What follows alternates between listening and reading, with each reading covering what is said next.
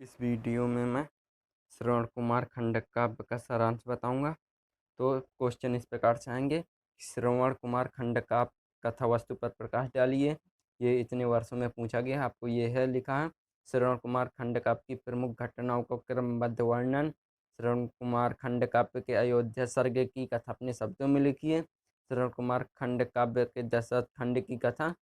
ये सारे आपको क्वेश्चन पढ़ लेने हैं। और अगर आप इनमें से कोई भी क्वेश्चन आता है तो आपको फिर यहाँ से आपको उत्तर इस प्रकार से लिखना है कि डॉक्टर शिव बालक शुक्ला द्वारा रचित खंड काव्य श्रवण कुमार की कथा है। आपको इस प्रकार से लिखना है कि श्रवण कुमार खंड काव्य के लेखक डॉक्टर शिव बालक शुक्ल हैं। आपको इस प्रकार से भी लिख सकते हैं। और कथा वाल्मीकि रामायण के अयोध्या कांड के श्रवण कुमार प्रसंग पर आधारित इस खंड काव्य का अनुसार कथानक निम्नवत है। आप अगर इस प्रकार से नहीं लिखना चाहते ये तो आप ऐसा लिख सकते हैं कि इसका रामायण में अनुवाद किया जा चुका है। आप इस प्रकार से लिख सकते हैं। तो मैं वो बताऊंगा जो जिलों में ये पूछा जाता है। तो मेरठ, आजमगढ़, बस्ती, रायबरेली, हरदोई, बांदा, बहराइच, हमीरपुर आदि जिलों के लिए पूछा जाता है। मेरठ, आजमगढ़, बस्ती, रायबरेली, हरदोई, बांदा, बहराइच, हमीरपुर जिलों आदि के लिए पूछा जाता है। तो आपको ये याद करना है क्योंकि ये 6 नंबर का पूछा जाता है। तो मैं प्रथम सर्ग की कथा बताता हूँ। तो प्रथम सर्ग में श्रवण कुमार खंड काव्य के कथानक की पृष्ठभूमि तैयार की गई है। प्रथम सर्ग में श्रवण कुमार खंड काव्य के कथानक की पृष्ठभूमि तैयार की गई है। इसमें अयोध्या नगरी की स्थापना, उसका नामकरण, राजकुल के वैभव एवं उसकी गौरवमयी विशेषताओं का वर्णन किया गया है। प्रथम सर्ग में श्रवण कुमार खंड काव्य के कथानक की पृष्ठभूमि तैयार की गई है। इसमें अयोध्या नगरी की स्थापना, उसका नामकरण, राज्यकुल के वैभव एवं उनकी गौरवमय विशेषताओं का वर्णन किया गया है। ये आपको इस प्रकार से लिखना है। आप कैसे भी लिख सकते हैं लेकिन आपको 2 या 3 पेज कर जरूर लिखना है क्योंकि इसके 6 अंक निर्धारित रहते हैं। फिर आता है इसका यथा सरयू के पावन तट पर साकेत नगर छविमान, जिसमें श्री शोभा वैभव के कवि तन्य थे बिल्कुल बितान। मनुवंशज इक्ष्वाकु भूप की कीर्ति पताका लोक ललाम, अनुपम शोभा अयोध्या चित्कर्षक अति अभिराम। तो इस प्रकार का इसकी व्याख्या होगी कि यह कवि ने यह बताया है कि अयोध्या में सर्वस्व नैतिकता और सदाचार विद्यमान है। इस नगरी में सभी वस्तुओं का विक्रय उचित मूल्य पर होता है। यहाँ के नर नारी परस्पर यथोचित सम्मान करते हैं। इस प्रकार अयोध्या का जीवन सहज और आनंद से परिपूर्ण है। इस सर्ग में अयोध्या की रम्य प्रकृति का चित्रण किया गया है। ऐसी अयोध्या के शब्द वेद निपुण राजकुमार दशरथ एक दिन शिकार करने की योजना बनाते हैं। तो आपको ये दशरथ की व्याख्या है अयोध्या की। तो आपको इस प्रकार से लिख लेना कि कवि ने यह बताया है कि अयोध्या में सर्वत्र नैतिकता और सदाचार विद्यमान है। इस नगरी में सभी वस्तुओं का विक्रय उचित मूल्य पर होता है। यहाँ के नर नारी परस्पर यथोचित सम्मान करते हैं। इस प्रकार अयोध्या का जीवन सहज और आनंद से परिपूर्ण है। इस सर्ग में अयोध्या की रम्य प्राकृतिक का चित्रण भी किया गया है। ऐसी अयोध्या के शब्द वेद निपुण राजकुमार दशरथ एक दिन शिकार करने की योजना बनाते हैं। तो आपको इसी प्रकार से लिखना है। ऐसे वातावरण भव्य में दशरथ उर में उठी उमंग, देखे सरयू वन में मृगे आज दिखाती है क्या रंग। ऐसे वातावरण में भव्य दशरथ उर में उठी उमंग, देखे सरयू वन में मृगया आज दिखाती है क्या रंग। इस प्रकार से आप अगर ये नहीं लिखना चाहते तो मत लिखिए, लेकिन आप इसकी जो व्याख्या है वो थोड़ा थोड़ा याद कर लीजिए जिससे आप बना के कर सकते हैं। फिर आता है द्वितीय सर्ग की आश्रम। द्वितीय सर्ग की कथा, इसमें आश्रम का वर्णन किया गया है। द्वितीय सर्ग के आरंभ में सरयू नदी के वन प्रांतर की रमणीक आश्रम का मनोहारी चित्रण हुआ है, जिसमें श्रवण कुमार और उनके नेत्रहीन माता पिता सानद निवास करते हैं। इनके माता पिता अंधे हैं, ये आपको याद रखना है। इस आश्रम में सर्वस्व सुख शांति है, जहाँ सदैव शरद एवं वसंत का वैभव व्याप्त रहता है। स्वच्छ जल से भरे तालाबों में कमल खिलते हुए हैं। यहाँ मनुष्य, पशु, पक्षी, कीट पतंग सब परस्पर सहज प्रेम भाव से रहते हैं। यहाँ द्वेष और कटुता नाम मात्र को भी नहीं है। यहाँ द्वेष और कटुता नाम मात्र को भी नहीं है। आश्रम के वर्णन में कवि ने भारतीय दर्शन का चित्रण प्रस्तुत किया है। आश्रम के शांत सौंदर्य में प्राकृतिक एवं आध्यात्मिक वातावरण में युवक श्रवण कुमार के चरित्र का विकास होता है। वह माता पिता की आज्ञा अनुसार नित्य प्रतिकार करता है तथा उनकी सेवा में लगा रहता है। द्वितीय सर्ग में आपको इसी प्रकार से आश्रम का वर्णन करना है कि आश्रम कैसा है, वहाँ का रहन सहन कैसा है। तो द्वितीय सर्ग के आरंभ में सरयू नदी के वन प्रांत के रमणीय आश्रम का मनोहारी चित्रण हुआ है, जिसमें श्रवण कुमार और उनके नेत्रहीन माता पिता सानध्य निवास कर रहे हैं। इस आश्रम में सर्वत्र सुखांति है, जहाँ सदैव शरद एवं वसंत का वैभव प्राप्त रहता है। स्वच्छ जल से भरे तालाबों में कमल खिले हुए हैं। यहाँ मनुष्य, पशु, पक्षी, कीट पतंगे सब परस्पर सहज प्रेम भाव से रहते हैं। यहाँ पर कोई भी द्वेष नहीं है, कटुता नाम मात्र ही नहीं है। आश्रम में वर्णन कवि ने भारतीय दर्शन का चिंतन प्रस्तुत किया है। आश्रम के शांत सौंदर्य में प्राकृतिक एवं आध्यात्मिक वातावरण में ही युवक श्रवण कुमार के चरित्र विकास होता है। वह माता पिता की आज्ञा अनुसार ही नित्य प्रतिकार करता है और उसकी सेवा करता है, उनकी अपने माता पिता की सेवा करता है। आपको जैसा भी समझ में आ जाए आपको लिखना है, क्योंकि आपको ये पूरा नंबर दिलाएगा। तो ये बांदा आदि सभी जिलों के लिए जैसे मैंने बताया है तो पूछा जाता है। फिर आता है, जननी और जनक को श्रद्धा सहित नवाकर शीस, अनहिक क्रिया निवृत्ति हेतु जाता सरयू तट पर आशीष। इसका व्याख्या लिखा है। फिर आता है 33 सर्ग आखेट है जिसमें। तो 33 सर्ग में एक और दशरथ मृग शावक के वध का स्वप्न देखते हैं। 33 सर्ग में राजा दशरथ मृग शावक के, मृग मीन से हिरण, शावक के वध का स्वप्न देखते हैं। और दूसरी ओर श्रवण कुमार जब जल लेने जाता है तो उसकी बाईं आंख फड़कने लगती है। शकुन, अपशकुन तथा स्वप्न विचार में से दोनों ही अशुभ हैं। स्वप्न में मृग शावक वध से दशरथ व्याकुल हो जाते हैं। वे ब्रह्म मुहूर्त में जाकर अखेट हेतु बनने की ओर चल देते हैं। तो इसका अर्थ, 33 सर्ग में एक और दशरथ मृग शावक के वध का स्वप्न देखते हैं। दूसरी ओर श्रवण कुमार जब जल लेने जाते हैं अपने माता पिता के लिए तो उनकी बाईं आंख फड़कने लगती है।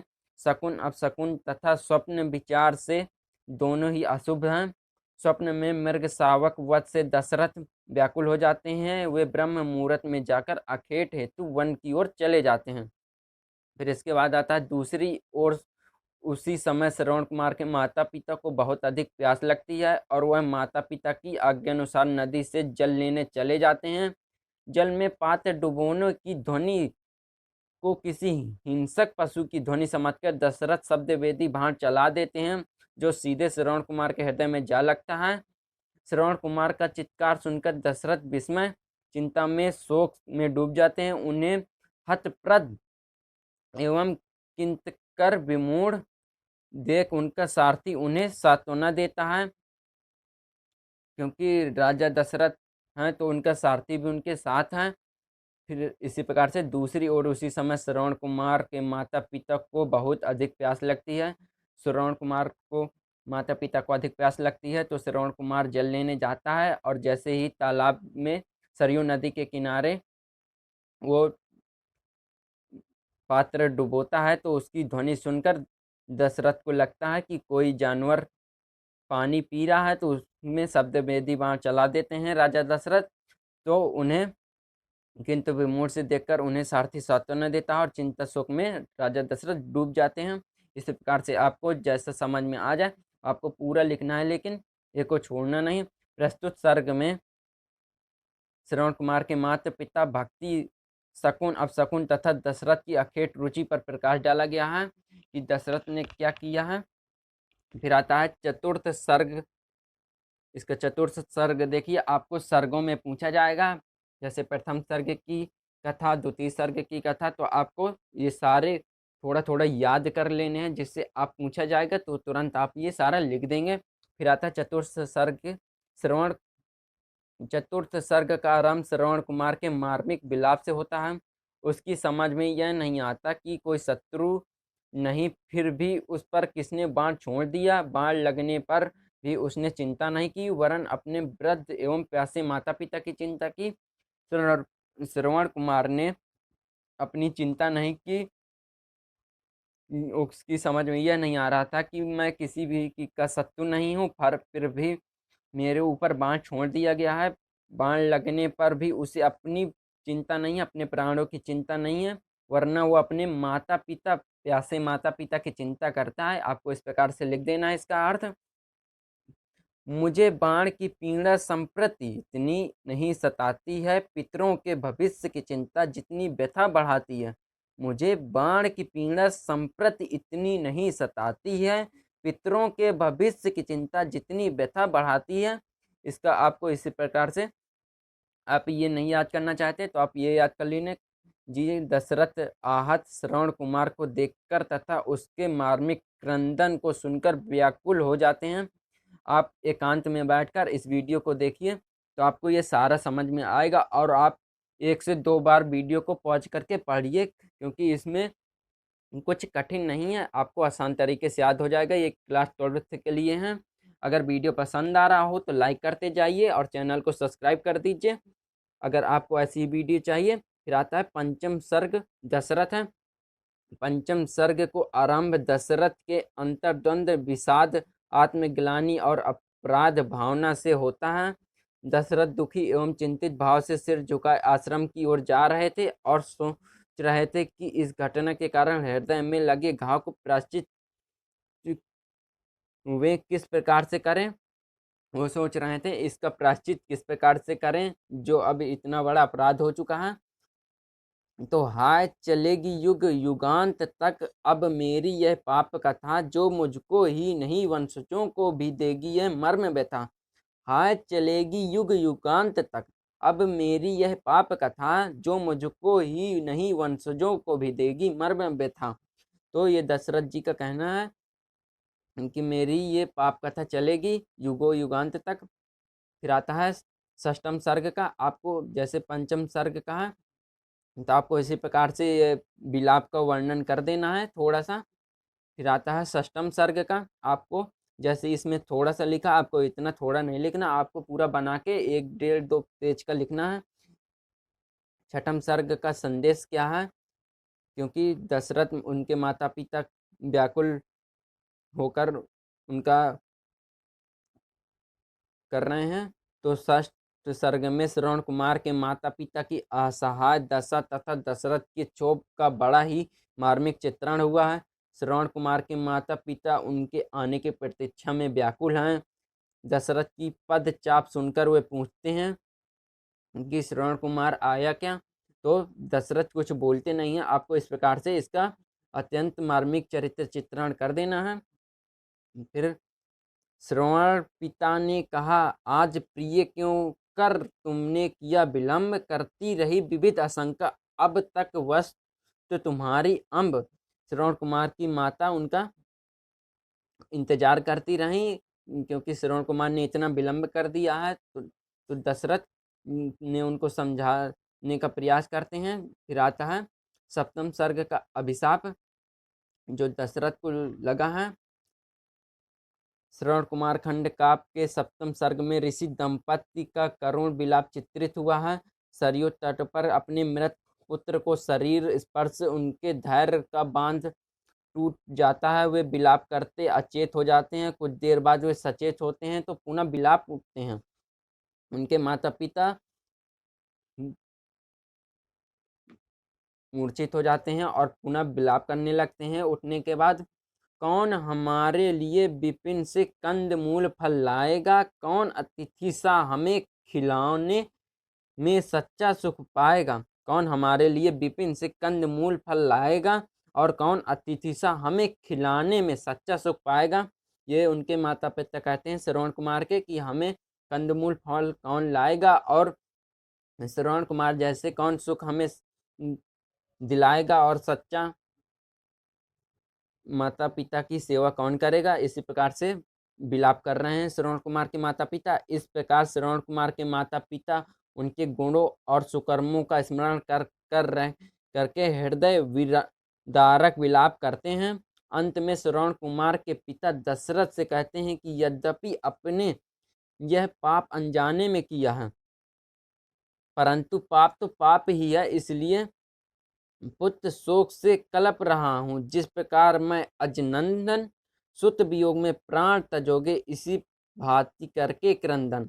ये दशरथ जी को श्राप दे रहे हैं श्रवण कुमार के माता पिता कि जिस प्रकार मैं पुत्र वियोग में तड़प तड़प कर मर रहा हूँ, उसी प्रकार तुम भी पुत्र वियोग में तड़प तड़प कर मरोगे। तो श्रवण कुमार माता पिता उनको श्राप दे रहे हैं क्योंकि दशरथ से अनजाने में गलती हुई है, लेकिन पाप तो पाप ही होता है। आपको इस प्रकार से इसका पूरा अर्थ बनाकर लिख देना है। फिर आता है अष्टम सर्ग निवारण। इस सर्ग में शाप के कारण दशरथ बहुत अधिक दुखी हैं। पर्याप्त विलाप करने के बाद श्रवण कुमार के पिता तो यह आत्मबोध होता है कि मेरे उदार एवं शांत हृदय में क्रोध कैसे आ गया। मैंने तो व्यर्थ ही दशरथ को श्राप दिया। मेरे पुत्र का वध तो नियत के विधान अनुसार दशरथ के हाथों ही होना था, फिर इसमें किसी का क्या दोष। वे श्रवण कुमार को जलांजलि देने के लिए उठते हैं, तभी दिव्य रूपी धारा श्रवण कुमार कहता है कि मैं प्रतिकृत हो गया, आपकी सेवा परिचर्या करतात मुझे श्रेष्ठ पद मिला, आज है पा आशीष तुम्हारा मात। वो श्रवण कुमार जी कहते हैं कि मैं प्रतिकृत हो गया, आपकी सेवा परिचार तात मैं पिता आपकी सेवा करते करते धन्य हो गया, मुझे श्रेष्ठ पद मिल गया है। माता पिता की सेवा करते हुए मुझे श्रेष्ठ पद मिल लग गया है। आज मैं आशीष तुम्हारा मात प्राप्त करता हूँ, माता मैं तुम्हारा आज आशीष प्राप्त करता हूँ। इस प्रकार से इसका अर्थ होगा। फिर आता है नवा सर्ग उपसंहार में लिखना है आपको। नव सर्ग में दशरथ दुखी हृदय से अयोध्या लौट आते हैं। अपयश फैलाने के भय से वे वन की दुर्घटना किसी को भी नहीं बताते, किंतु राम के वन गमन के समय वे भाव विह्वल होकर कौशल्या से यह संपूर्ण वृत्तांत सुनाते हैं तथा पुत्र वियोग में तड़पते हुए अपने प्राण त्याग देते हैं। जैसे श्रवण कुमार के माता पिता ने उनको श्राप दिया है, तो उसी प्रकार से कि जैसे मैं पुत्र वियोग में तड़प तड़प कर मर रहा हूँ, उसी प्रकार तुम भी पुत्र वियोग में तड़प तड़प कर मरोगे।